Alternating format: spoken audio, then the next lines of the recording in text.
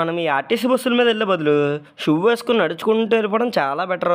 ఎలానో మనం వెళ్ళే టైంకి బస్సులు రావని బస్సు వచ్చే టైంకే మనం వెళ్తే అవి అప్పుడు కూడా పోకుండా లేట్గా వస్తాయి. అయినా ఆర్టీసీ బస్సు ఎక్కేవాడు ఎవడైనా కానీ ఆడు ఎప్పుడు వచ్చినా కానీ బస్సు కోసం పోకుండా వెయిట్ చేయాల్సిందే. సర్లే ఎంతసేపు వెయిట్ చేస్తే ఏమైంది, ఫైనల్గా బస్సు వచ్చింది కదా అని ఎక్కితే బస్సులో కూర్చోడానికి ఒక్క సీట్ ఖాళీ ఉండదు. దానికి తోడు మనం టికెట్ తీసుకున్న వెంటనే మన బస్సు వెనకాల ఇంకో ఆర్టీసీ బస్సు ఖాళీగా రావడం కనబడుద్ది. ఒక్క సెకండ్ మనం ఈ బస్సు ఎక్కకుండా 2 నిమిషాలు లేట్గా వచ్చి ఆ బస్సు ఎక్కుంటే హాయిగా ట్రావెల్ చేద్దాం అని అనుకునే లోపే మన బస్సు పక్క స్టాప్లోకి వెళ్తుంది. అప్పటికి నేను ఫుట్పాత్ మీద నుంచుని ఉంటాను బ్రో.